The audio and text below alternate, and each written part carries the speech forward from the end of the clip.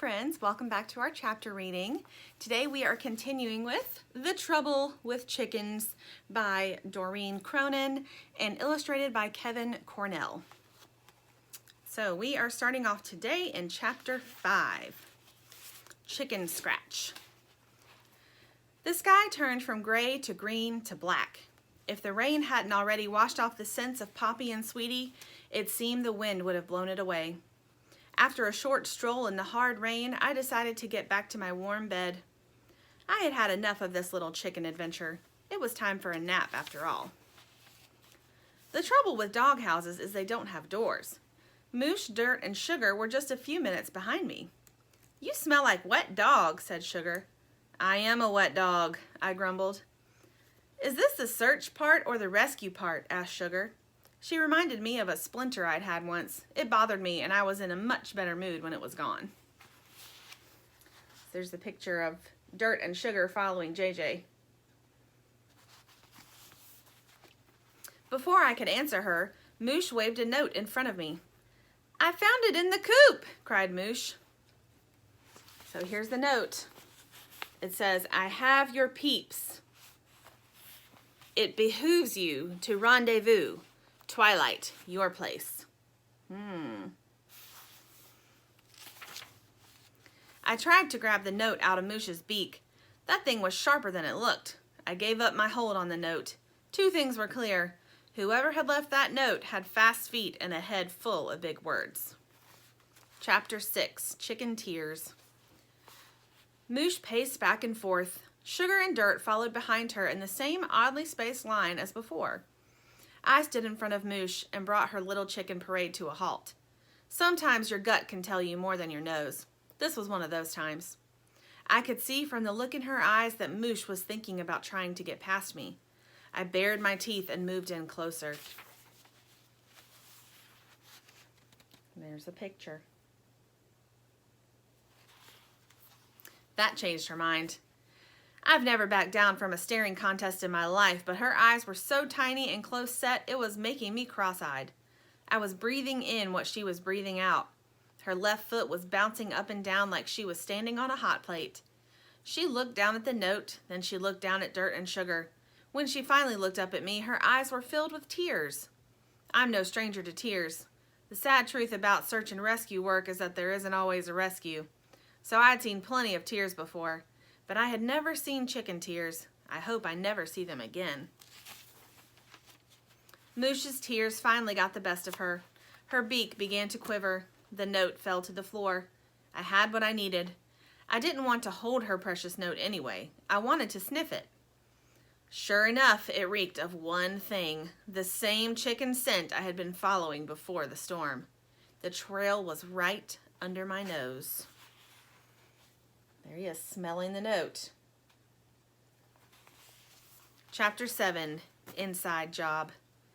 Behoove, rendezvous, twilight. I've been lowered from a helicopter, strapped to a snowmobile, and flown first class to France to find a backcountry skier lost in the Alps. Not once did anyone find it necessary to use the word behoove. My bet was that a chicken the size of a golf ball wouldn't find it necessary either. That note might have been covered in Poppy's and Sweetie's scents, but I was sure it wasn't covered in their words. Behoove, rendezvous, twilight. They were inside words. Words you only learn inside, where there are things like comfortable chairs and fresh lemonade. Out here with the chickens and the dogs, we don't behoove. I don't have a problem with big words, but there's a time and a place for them. A muddy note in a chicken coop didn't seem like the right place. Outside, the rain had gone from a storm to a standstill. I had been so busy thinking about that note that I hadn't noticed the quiet. There wasn't enough breeze to ruffle a feather.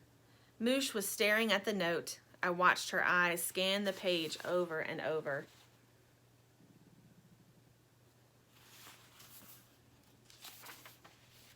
"What does it mean?" asked Moosh. I wasn't sure who she was asking. Sugar spoke before I could.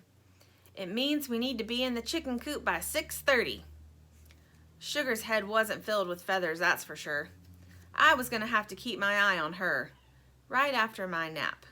Wake me up at 6:25. Chapter 8, Detour. Our shadows were long and thin as we headed over to the chicken coop for our rendezvous. Dirt and Sugar were covered in mud and wet grass and napping in my empty food bowl. It looked like an Easter basket gone horribly wrong. It's time! It's time! Moosh clucked. We have to get to the chicken coop. Come on, come on! Go ahead, Moosh. I'm going to keep an eye out from here. I had a hunch I should stay outside the coop. I had a hunch once about a roast beef sandwich which I found in an alley in Detroit. It didn't smell quite right, but I was hungry. I ignored the hunch and ate the sandwich.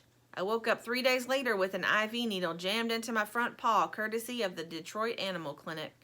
That was one bad sandwich. The same little voice I had ignored in Detroit was now telling me to stay outside.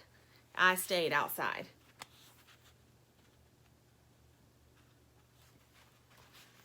Moosh was not completely convinced that I wasn't going to ditch her as soon as her back was turned. I wasn't completely convinced myself. Go on, Moosh, I repeated. Dirt gave her mom a little tug and led her into the coop. Sugar stuck around just long enough to throw me a dirty look. I threw it back. I was walking away to find decent cover when the scent hit me square in the face. I may have actually tripped over it. Looks like he's picking up the smell. It was the same scent that was all over the note. The rain hadn't washed away the chicken scent after all, but it didn't lead to the chicken coop. It led to the house. Moosh shot her head out of the coop. It's 6:33. Where are they? Where are they? Where are they? I had to put my paw over her face to can the clucking. Once again, I noted her sharp beak. Moosh, we got a new development here. I held her beak closed with my paw and explained the scent trail leading right up to the house. She mumbled. I let go of her beak. It can't be, she said again. Noses don't lie, I answered. But what about the note, she asked. Decoy, I grumbled. But it doesn't make any sense. Before she could finish her sentence, a dark shadow appeared in the window. The shades were drawn, but you could clearly make out the silhouette. There was no mistaking that silhouette. Vince the Funnel. There's the shadow. All right, friends, that's all for today. So join me back next time and we'll find out who is Vince the Funnel. See you next time.